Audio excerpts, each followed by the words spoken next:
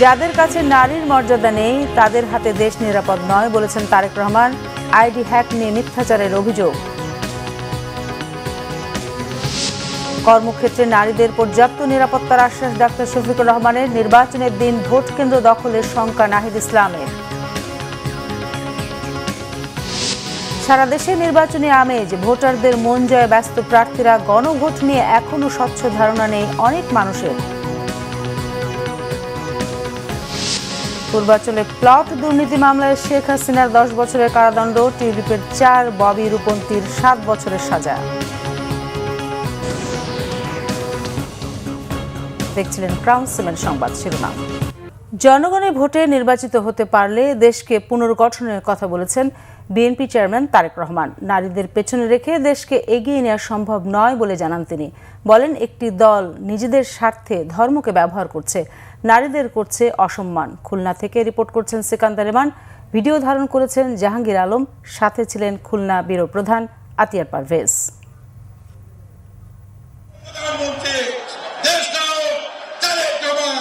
খুলনায় বিএনপির নির্বাচনী জনসভা।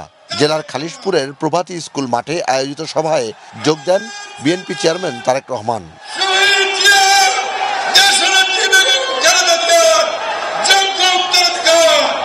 যদিও সকাল থেকে মাঠ কানায় কানায় পূর্ণ, মানুষ আর মানুষ। শ্রমিক অধ্যুষিত এই এলাকার মানুষের কাছে ধানের শীষের প্রার্থীদের পরিচয় করিয়ে দেন বিএনপি চেয়ারম্যান। এই মানুষগুলোকে 12 তারিখ পর্যন্ত দেখে রাখার দায়িত্ব আপনাদের। দেশ পরিচালনায় বিএনপির অভিজ্ঞতা রয়েছে, তাই বিএনপিকে ভোট দিয়ে জনগণের নিরাপত্তা নিশ্চিতের কথা বলেন তারেক রহমান। অতীতেও আমাদের রাষ্ট্র পরিচালনার অভিজ্ঞতা বা দায়িত্বে আমরা ছিলাম। একইভাবে ইনশাআল্লাহ আগামী দিনে বাংলাদেশের মানুষের সমর্থনে, আল্লাহ তাআলার রহমতে আমরা সরকার গঠন করলে ইনশাআল্লাহ আমাদের প্রথম দায়িত্ব হচ্ছে দেশকে পুনর্গঠন করা। বিএনপি চেয়ারম্যান বলেন, একটি দল মেয়েদের ঘরের মধ্যে আটকে রাখতে চায়। মা বোনদের নিয়ে এমন শব্দ ব্যবহার করছে তারা, যা নারীদের জন্য অসম্মানজনক। আমরা দেখছি একটি রাজনৈতিক দল, এই যে বাংলাদেশের অর্ধেক গোষ্ঠী নারী গোষ্ঠী, যে তাদের সম্পর্কে আমরা দেখেছি কিভাবে তাদেরকে ঘরের মধ্যে আটকে রাখতে চায়, সেই কথা তারা বলেছে। আমরা দেখেছি একটি রাজনৈতিক দলের একজন নেতা পরিষ্কার ভাবে বলে দিয়েছে যে তারা কোনোভাবেই নারীর নেতৃত্বে বিশ্বাস করে না। আমরা দেখেছি একটি রাজনৈতিক দলের নেতা পরিষ্কার ভাবে 2 দিন আগে বলেছে যে সকল মহিলা, যে সকল মা বোনেরা কর্মসংস্থানের উদ্দেশ্যে কর্মসংস্থানের জন্য যান, তাদেরকে, প্রিয় ভাই বোনেরা, আপনাদের সামনে আমার বলতে রীতিমতো লজ্জা হচ্ছে, এমন একটি শব্দ সে আমাদের সব মা বোনদের জন্য ব্যবহার করেছে যা এই দেশের জন্য একটি কলঙ্ক স্বরূপ। খুলনা শিল্পনগরীকে জীবিত শিল্পনগরী হিসেবে গড়ে তোলা হবে বলে জানান তারেক রহমান। আইটি পার্ক সহ তরুণদের নতুন নতুন কর্মসংস্থান তৈরির কথা বলেন তিনি। সাতক্ষীরা সহ বাগেরহাট সহ এই বিশাল অঞ্চলে আজ বহু সমস্যা আছে। যেমন এই খুলনা ছিল একসময় শিল্পনগরী, কিন্তু আমরা দেখছি গ্যাস সহ বিভিন্ন কারণে আজ এই শিল্পনগরী প্রায় মৃত নগরীতে পরিণত হয়েছে, শিল্প মৃত নগরী। ইনশাআল্লাহ বিএনপি আগামী 13 তারিখে সরকার গঠন করলে এই শিল্পনগরীকে আবার জীবিত শিল্পনগরীতে আমরা পরিণত করতে চাই। বৈষম্যহীন সমাজ গঠন করে সব ধর্মের মানুষের সমান অধিকার নিশ্চিতের কথাও বলেন তারেক রহমান। নির্বাচনী জনসভা মানেই রাজনৈতিক প্রতিশ্রুতি। বিএনপি চেয়ারম্যান তারেক রহমান বললেন, ধানের শীষে ভোট দিয়ে যদি বাংলাদেশ জাতীয়তাবাদী দল বিএনপিকে ক্ষমতায় নেয় জনগণ, তবে এসব প্রতিশ্রুতি অক্ষর অক্ষরে পালন করবে তার দল। ধনী গরিবের কোনো ভেদাভেদ নয়, সবার জন্য সাম্যের বাংলাদেশ গঠনে তিনি বদ্ধপরিকর। এবং এজন্যই বিএনপি বলছে তারা সবার আগে বাংলাদেশকেই প্রাধান্য দিতে চায়। সিকান্দার রহমান, বাংলা ভিশন, প্রভাতী স্কুল মাঠ, খালিশপুর, খুলনা। এদিকে বিএনপি মহাসচিব মির্জা ফখরুল ইসলাম আলমগীর বলেছেন, জামায়াতে ইসলামী বাংলাদেশকে সামনে এগুতে দিতে চায় না, দেশটাকে আফগানিস্তান বানাতে চায় তারা। সকালে ঠাকুরগাঁওয়ে নিজ নির্বাচনী এলাকায় জনসংযোগের সময় তিনি এই মন্তব্য করেন। মির্জা ফখরুল বলেন, জামায়াত নারীদের কাজ করতে দিতে চায় না, চায় মেয়েদের ঘরে আটকে রাখতে। জামায়াত আমিরের সাম্প্রতিক এক পোস্টের বিষয়ে তিনি বলেন, আমির নারী বিদ্বেষী এমন মন্তব্য করে থাকলে অন্যায় করেছেন। জামায়াত হিন্দু সম্প্রদায়কে হুমকি দিচ্ছে বলে অভিযোগ করেন বিএনপি মহাসচিব।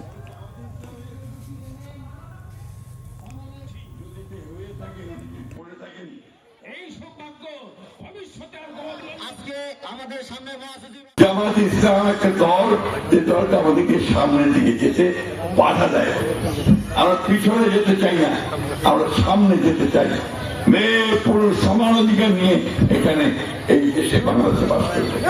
বাংলাদেশের জনসংখ্যা মেয়েরা বেশি, ছেলেদের চেয়ে। জানেন আপনারা মেয়েরা, মা বোনেরা, আপনাদের সংখ্যা বেশি। সমান অধিকার ইসলাম ধর্ম বলা আছে, আল্লাহ তাআলা বলছেন যে মেয়েদেরকে তার সমান, তার প্রতি প্রাপ্য অধিকার, সে অধিকার তোমরা অবশ্যই প্রদান করো। জামায়াত ক্ষমতায় এলে কর্মক্ষেত্রে নারীদের পর্যাপ্ত নিরাপত্তা দেয়া হবে বলে জানিয়েছেন দলের আমির ডাক্তার শফিকুর রহমান। জানান, কারো চোখ রাঙানিকে পাত্তা দেয় না জামায়াত। সোমবার মহেশখালীতে নির্বাচনী জনসভায় এসব কথা বলেন তিনি।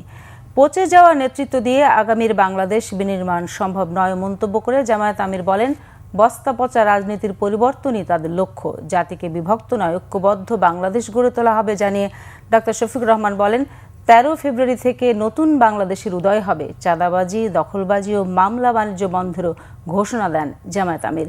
শিক্ষিত বেকারদের প্রসঙ্গে বলেন, অপমানজনক বেকার ভাতা নয়, যুব সমাজকে সম্মানজনক কাজ দেওয়ার উদ্যোগ নেওয়া হবে। ক্ষমতায় গেলে কক্সবাজারবাসীর দীর্ঘদিনের দাবি লবণ শিল্পকে রক্ষা এবং আধুনিকায়ন করার প্রতিশ্রুতি দেন জামায়াত আমির। কক্সবাজারের মহেশখালীকে স্মার্ট ইকোনমি জোন গড়ার আশ্বাস দেন তিনি।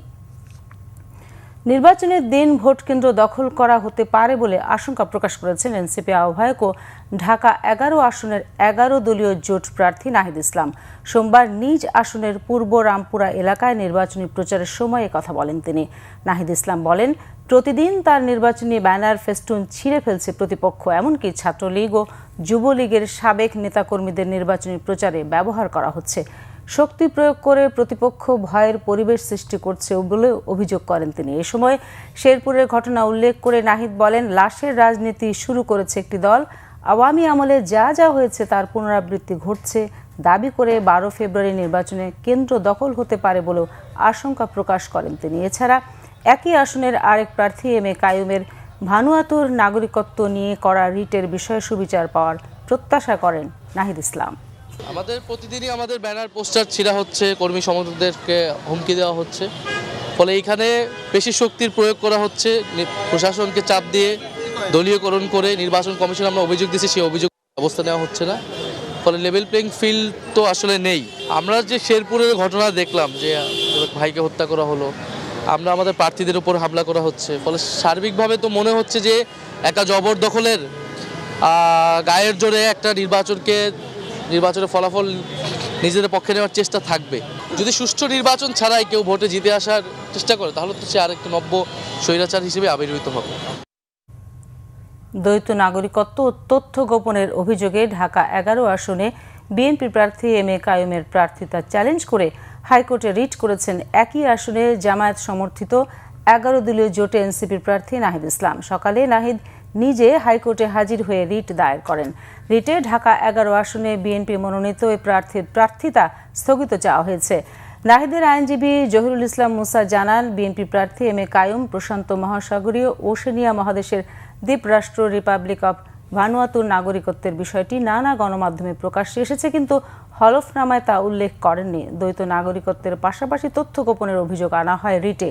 এ সপ্তাহে হাইকোর্টে রিট আবেদনটির ওপর শুনানি হতে পারে বলে আশা নাহিদের আইনজীবীর। রাজধানীর পূর্বাচল নতুন শহর প্রকল্পে সরকারি প্লট বরাদ্দে দুর্নীতির অভিযোগে দায়ের করা দুটি পৃথক মামলায় ক্ষমতাচ্যুত সাবেক প্রধানমন্ত্রী শেখ হাসিনাকে 10 বছরের কারাদণ্ড দিয়েছেন আদালত। সোমবার দুপুরে ঢাকার বিশেষ জজ 4 আদালতের বিচারক মোহাম্মদ রবিউল আলমের রায় ঘোষণা করেন। একই মামলায় যুক্তরাজ্যের সংসদ সদস্য টিউলিপস রিজওয়ানা সিদ্দিককে 4 বছর এবং শেখ রেহানার সন্তান রাদওয়ান, মুজিব সিদ্দিক, ববি ও আজমিনা সিদ্দিক রূপন্তীকে পৃথকভাবে 7 বছর করে কারাদণ্ড দেওয়া হয়েছে। বিস্তারিত জানাচ্ছেন জিয়া খান। ক্ষমতার অপব্যবহার করে রাজধানীর পূর্বাচলে সরকারি প্লট দখলের অভিযোগ ওঠে ক্ষমতাচ্যুত প্রধানমন্ত্রী শেখ হাসিনার বিরুদ্ধে। এই ঘটনায় গেল বছরের 13 জানুয়ারি মামলা করে দুর্নীতি দমন কমিশন দুদক। সাক্ষ্য গ্রহণ ও মামলার কার্যক্রম শেষে রায় ঘোষণার তারিখ নির্ধারণ করেন আদালত। সোমবার রায় ঘোষণার দিন আদালতে হাজির করা হয় একমাত্র আসামি খুরশিদ আলমকে। শুনানি শেষে রায় ঘোষণা করেন ঢাকার বিশেষ জজ আদালত 4-এর বিচারক রবিউল আলম। প্লট বরাদ্দের দুর্নীতির অভিযোগে দায়ের করা দুটি পৃথক মামলায় ক্ষমতাচ্যুত সাবেক প্রধানমন্ত্রী শেখ হাসিনাকে 10 বছরের কারাদণ্ড দেন আদালত। দুদক আইনজীবী বলেন, আসামিরা টাকা নিয়ে প্লট কিনলেও রাজুকের প্লট কেনার ক্ষেত্রে কোনো নিয়ম মানেননি তারা মিথ্যা হলফনামা দিয়েছেন। তাদের নিজ নিজ নামে ঢাকায় এবং ঢাকার আশেপাশে রাজুকের এলাকাধীন জায়গাতে তাদের অভিজাত এলাকায় তাদের নামে ফ্ল্যাট এবং জমি থাকা সত্ত্বেও তারা মিথ্যা হলফনামা প্রদান করে এই প্লটগুলি হাতিয়ে নিয়েছেন শেখ হাসিনা এবং টিউলিপ সিদ্দিকীর সহযোগিতায় এবং সরকারের অন্যান্য কর্মকর্তা এবং রাজুকের কর্মকর্তাদের সহায়তায়। সেই ক্ষেত্রে আদালত উক্ত প্লটটি বাজেয়াপ্ত ঘোষণা করেছে। একই মামলায় শেখ রেহানার সন্তান টিউলিপ রিজওয়ানা সিদ্দিককে 4 বছর এবং রাদওয়ান মুজিব সিদ্দিক ও আজমিনা সিদ্দিক রূপন্তীকে পৃথকভাবে 7 বছর করে কারাদণ্ড দেয় আদালত। টিউলিপ সিদ্দিককে যে সাবেক প্রধানমন্ত্রী শেখ হাসিনার একান্ত সচিব সালাউদ্দিন সাহেবকে বিভিন্ন সময় প্রভাবিত করেছেন বিভিন্নভাবে, এই বিষয়টা প্রধানমন্ত্রী কার্যালয়ের 2 জন কর্মকর্তা কর্মচারী এসে আদালতে সাক্ষী প্রদান করেছেন। একই সাথে প্রত্যেকের বিরুদ্ধে জরিমানা করা হয় 1 লাখ টাকা।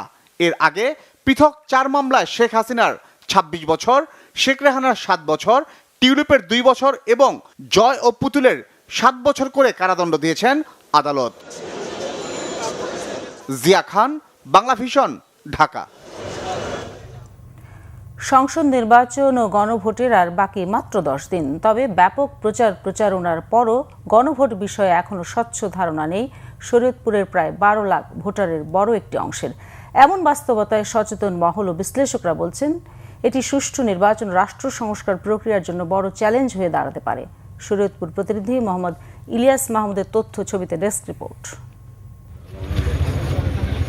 শরীয়তপুর জেলার 3টি সংসদীয় আসনের দৃশ্য প্রায় একই রকম। ভোটারদের অনেকেই জানেন না গণভোটে হ্যাঁ কিংবা না কোনটিতে কি সুফল মিলবে। পদ্মা মেঘনা বেষ্টিত এই জেলায় নির্বাচনী হাওয়া বইলেও গণভোট নিয়ে সাধারণ মানুষের মধ্যে রয়েছে ধোঁয়াশা। সংসদ নির্বাচনকে ঘিরে রাজনৈতিক ডামাডোল থাকলেও দক্ষিণাঞ্চলের এই জেলার ভোটারদের একটি বড় অংশ এখনও জানে না গণভোট আসলে কি, কেন এবারের ব্যালট বক্সে 2টি ভিন্ন রঙের ব্যালট পেপার থাকবে। ভোট না ভোট এটা তো আমরা জীবনে শুনিনি, আজকে শুনলাম নতুন যে এটা কোন মার্কা আবার ভোট দিচ্ছে, এখন আমরা ভোট দিব এটুকুই আমরা জানি। এই সম্বন্ধে আর কোনো হাবট না ভোট এটি বুঝি না। না ভোট সম্বন্ধে আমাদের কোনো ধারণা নাই। আমরা খেটে মেলা কাজ করি, আমরা না হো ভোট কিছু বুঝি না। না হো ভোট দিলে কি হবে এটা তো আমরা বলতে পারি না। এই হুনি মানুষের টেলিভিশনে না হো ভোট, হ্যাঁ ভোট না ভোট সম্পর্কে আমরা এটা কিছুই বুঝি না, এটা কি।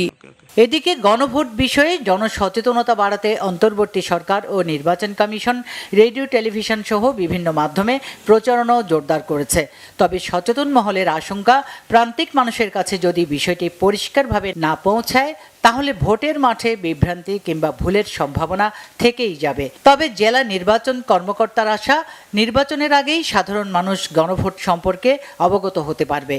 জনগণকে মেসেজ দেওয়ার চেষ্টা করছে যে হ্যাঁ ভোটের পক্ষে কি কি প্রস্তাবনা রয়েছে, যেগুলো মানে ভবিষ্যৎ প্রজন্মের জন্য প্রয়োজন কিনা।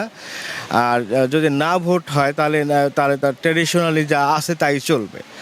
নির্বাচনের সময় যত কমছে সচেতনতার ঘাটতি ততই উদ্বেগ বাড়াচ্ছে। এই অবস্থায় ভোটের দিন ভোটাররা কতটা বুঝে সিদ্ধান্ত নিতে পারবেন সেটাই এখন বড় প্রশ্ন। Bangla Vision news desk. নির্বাচন যতই এগিয়ে আসছে ততই সরগরম হয়ে উঠছে ভোটের মাঠ। গণসংযোগ আর প্রার্থী কর্মী সমর্থকদের দৌড়ঝাঁপ বাড়ছে। নানা প্রতিশ্রুতি, ভোটারদের মন জয়ের চেষ্টা তাদের। প্রতিনিধির পাঠানো তথ্য ছবিতে সিরাজুম মনির শুভর ডেস্ক রিপোর্ট। ঢাকা 19 আসনে বিএনপির প্রার্থী ডাক্তার দেওয়ান মোহাম্মদ সালাউদ্দিন বাবু সোমবার দিনভর প্রচারণা চালিয়েছেন। উপজেলার বিভিন্ন পাড়া মহল্লা ও শ্রমিক কলোনিতে ধানের শীষে ভোট চান তিনি। ঢাকা 2 কেরানীগঞ্জ আসনে গণসংযোগে ব্যস্ত ছিলেন বিএনপি প্রার্থী আমানুল্লাহ আমান। নির্বাচিত হলে কেরানীগঞ্জকে চাঁদাবাজ ও সন্ত্রাসমুক্ত করার প্রতিশ্রুতি তার। তারানগর ইউনিয়নে বিভিন্ন ওয়ার্ডে গণসংযোগ ও নির্বাচনী প্রচারণা চালান তিনি। চট্টগ্রাম 2 আসনে বিএনপি প্রার্থী সরওয়ার আলমগীর বিবিরহাট সহ বিভিন্ন এলাকায় গণসংযোগ করেন, উদ্বোধন করেন নির্বাচনী ক্যাম্পেইনের। একই আসনে জামায়াত ও 11 দলীয় জোট প্রার্থী অধ্যাপক নুরুল আমিন দৌলতপুর, নানুপুর সহ বিভিন্ন এলাকায় প্রচার চালান। ব্যস্ত সময় কাটিয়েছেন চট্টগ্রাম 15 আসনের বিএনপি প্রার্থী নাজমুল মোস্তফা আমিনও। সিলেট সিটি কর্পোরেশনের সাবেক মেয়র আরিফুল হক চৌধুরীকে সঙ্গে নিয়ে সিলেট 1 আসনে প্রচারণা চালান বিএনপি প্রার্থী খন্দকার আব্দুর মুক্তাদি। আম্বরখানা এলাকা থেকে শুরু হয় তার গণসংযোগ। এ সময় তার সঙ্গে ছিলেন সিলেট সিটি কর্পোরেশনের সাবেক কাউন্সিলররাও। গোপালগঞ্জ 2 এবং 3 আসনে 11 দলীয় জোট প্রার্থীদের পক্ষে প্রচারণায় যোগ দিয়েছিলেন খেলাফত মজলিসের আমির মামুনুল হক। বলেন, আধিপত্যের রাজনীতির দিন শেষ, জুলুম শোষণমুক্ত ইনসাফের বাংলাদেশ গড়ে তোলার কথা বলেন তিনি। ঝালকাঠি 2 আসনে নলছিটি শহরের লঞ্চঘাট এলাকায় গণসংযোগ করেছেন বিএনপি প্রার্থী ইসরাত সুলতানা ইলেন ভুট্টো। স্থানীয় ব্যবসায়ীদের সঙ্গে তিনি মতবিনিময় করেন। একই আসনে জামায়াত প্রার্থী শেখ নেয়ামুর করিম নলছিটির বিভিন্ন এলাকায় গণসংযোগ ও লিফলেট বিতরণ করেন। এদিকে ঝালকাঠি 1 আসনে ধানের শীষে ভোট চেয়েছেন রফিকুল ইসলাম জামাল। জয়পুরহাট 1 আসনে ভোটারদের দ্বারে দ্বারে যান বিএনপি প্রার্থী মাসুদ রানা প্রধান। জয়পুরহাট স্টেডিয়াম থেকে মিছিল বের করে লিফলেট বিতরণ করেন। মাগুরা কাউন্সিল পাড়ায় বিএনপির নির্বাচনী উঠান বৈঠক ও আলোচনা সভা করেছেন মাগুরা 1 আসনের বিএনপি প্রার্থী মনোয়ার হোসেন খান। সঞ্চালনা করেন মাগুরা জেলা ফুটবল ফেডারেশনের সভাপতি শরীফ আজিজুল হাসান মোহন। মানিকগঞ্জ 3 আসনে আফরোজা খানম রিতার পক্ষে গণসংযোগ করেছে হিজরা সম্প্রদায়। সদর উপজেলার ডাউটিয়া বাজার সহ আশপাশের বিভিন্ন এলাকায় তারা গণসংযোগ ও প্রচারণা চালান। নোয়াখালী 1 আসনে গণসংযোগ করেন বিএনপি প্রার্থী ব্যারিস্টার AM মাহবুবউদ্দিন খোকন। সোনাইমুড়ি উপজেলার জয়াগ ইউনিয়নের ঝুন্দপুর ও আনন্দীপুর এলাকায় নির্বাচনী সভায় যোগ দেন তিনি। নাটোরে নিজ আসনে প্রচারণা চালান নাটোর 2 আসনের ধানের শীষের প্রার্থী অ্যাডভোকেট M রুহুল কুদ্দুস তালুকদার দুলু। বিএনপির বিজয় ঠেকাতে সূক্ষ্ম কারচুপির চেষ্টা হচ্ছে বলে অভিযোগ তার। একই আসনে দাঁড়িপাল্লার প্রার্থী মোহাম্মদ ইউনুস আলীও গণসংযোগে ব্যস্ত সময় পার করেন। মেহেরপুরে বিএনপির প্রার্থী মাসুদ অরুণের পক্ষে গণসংযোগ করেছে জেলা জাসাস। প্রচারণায় অংশ নেন জাসাস কেন্দ্রীয় সদস্য সচিব জাকির হোসেন রোকন ও মেহেরপুর জেলার সমন্বয়কারী Ahsan Habib. Sirajum Shuvo, Bangla Vision, news desk. New mooring container terminal বিদেশি প্রতিষ্ঠানকে ইজারা দেওয়ার প্রক্রিয়া বন্ধ না করায় কাল থেকে 24 ঘন্টার কর্মবিরতির ঘোষণা দিয়েছে চট্টগ্রাম বন্দর রক্ষা সংগ্রাম পরিষদ। জাতীয়তাবাদী শ্রমিক দলের ডাকা ধর্মঘটের 3য় দিনে চট্টগ্রাম বন্দরের সব ধরনের অপারেশনাল কাজে চলছে অচলাবস্থা। এনসিটি বিদেশি প্রতিষ্ঠানকে ইজারার প্রতিবাদ করায় বন্দরের যেসব কর্মচারীকে বদলি করা হয়েছে তা প্রত্যাহার না করলে আরও কঠোর কর্মসূচির হুঁশিয়ারি দিয়েছে সংগঠনটি। দুপুরে চট্টগ্রাম শ্রমিক কর্মচারী ঐক্য পরিষদের বন্দর ভবন অভিমুখে কালো পতাকা মিছিলে বাধা দেয় পুলিশ। পরে বন্দর ভবন চত্বরে মঙ্গলবার থেকে 24 ঘন্টার কর্মবিরতি ঘোষণা দেয় চট্টগ্রাম বন্দর রক্ষা সংগ্রাম পরিষদ। এদিকে চট্টগ্রাম বন্দর কর্তৃপক্ষের পরিচালক ওমর ফারুকের দাবি, কর্মবিরতিতে তেমন প্রভাব পড়ছে না। অন্যদিকে বন্দর এলাকায় মিছিল সমাবেশ সহ যে কোনো অপ্রীতিকর পরিস্থিতি ঠেকাতে কঠোর অবস্থানে রয়েছে আইনশৃঙ্খলা বাহিনী।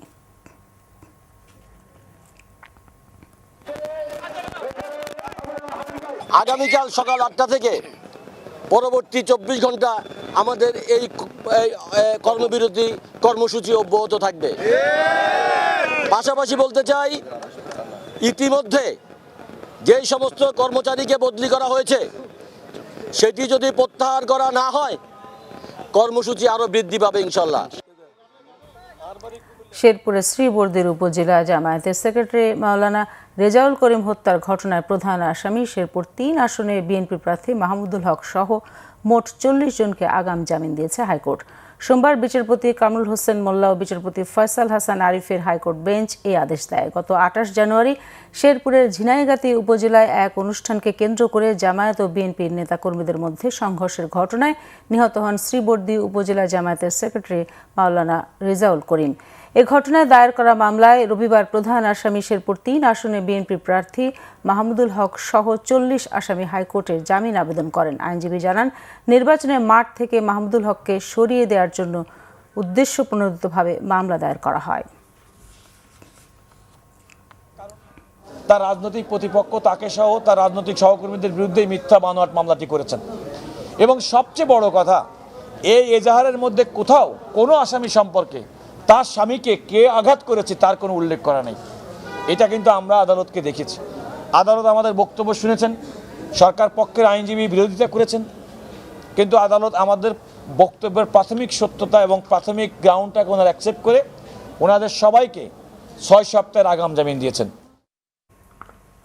শরীয়তপুরের নড়িয়া উপজেলার মুক্তারের চর ইউনিয়নের পোড়াগাছা গ্রামে যৌথ বাহিনীর অভিযানে বিপুল পরিমাণ বিস্ফোরক ও দেশীয় অস্ত্রসহ 3 জনকে আটক করেছে পুলিশ।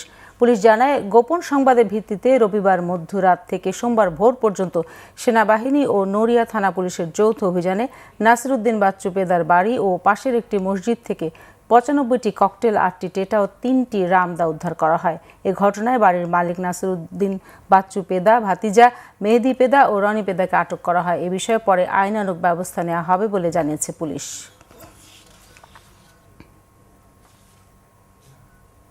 নির্বাচনে লেভেল প্লেইং ফিল্ড না হলে নতুন করে গণ আন্দোলনের হুঁশিয়ারি দিয়েছেন এবি পার্টির চেয়ারম্যান মুজিবুর রহমান মঞ্জু। ফেনীতে রিটার্নিং কর্মকর্তা বরাবর স্মারকলিপি দেওয়ার পর সংবাদ সম্মেলনে তিনি এই কথা বলেন। নির্বাচনের মাঠে সমান অধিকার নিশ্চিত করার তাগিদ দেন তিনি। এদিকে গাইবান্ধা জেনারেল হাসপাতালে নতুন ভবন পরিদর্শন করেছেন জনপ্রশাসন মন্ত্রণালয়ের অতিরিক্ত সচিব মোতাহার হোসেন টিপু। হবিগঞ্জ শহরের জালাল স্টেডিয়ামে হয়েছে মাদক বিরোধী ক্রীড়া প্রতিযোগিতা। ঝিনাইদহে হয়েছে 4 দিনব্যাপী চাকরি মেলা ও দক্ষতা উন্নয়ন শীর্ষক সেমিনার। এছাড়াও জয়পুরহাটের বামনপুর দাখিল মাদ্রাসায় পরীক্ষার্থীদের ফেয়ারওয়েল ও দোয়া মাহফিল হয়েছে। আর সাতক্ষীরায় গণভোটে হ্যাঁয়ের পক্ষে গণসংযোগ করেছে ছাত্র শিবির। সংবাদ শেষ করব ক্রাউন সিমেন্ট শিরোনামগুলো আরেকবার জানিয়ে। যাদের কাছে নারীর মর্যাদা নেই তাদের হাতে দেশ নিরাপদ নয় বলেছেন তারেক রহমান। আইডি হ্যাক নিয়ে মিথ্যাচারের অভিযোগ। কর্মক্ষেত্রে নারীদের পর্যাপ্ত নিরাপত্তার আশ্বাস ডাক্তার শফিকুর রহমানের। জানালেন, নির্বাচনের দিন ভোট কেন্দ্র দখলের শঙ্কা নাহিদ ইসলামের। সারা দেশে নির্বাচনে আমেজ, ভোটারদের মন যায় ব্যস্ত প্রার্থীরা। গণভোট নিয়ে এখনো স্বচ্ছ ধারণা নেই অনেক মানুষের। পূর্বাঞ্চলে প্লট দুর্নীতি মামলায় শেখ হাসিনার 10 বছরের কারাদণ্ড, টিউলিপের 4, ববি রূপন্তীর 7 বছরের সাজা। দর্শক, এই ছিল এখনকার মতো। পরের সংবাদ সন্ধ্যা 7:30টায় দেখার আমন্ত্রণ রইল। এছাড়া বাংলাভিশন সংবাদ ও সংবাদ সংশ্লিষ্ট অনুষ্ঠান দেখতে ভিজিট করুন www.bvnews24.com ও facebook.com/banglavisionnews এবং সাবস্ক্রাইব করুন youtube.com/banglavisionnews। ধন্যবাদ সবাইকে এতক্ষণ সাথে থাকার জন্য।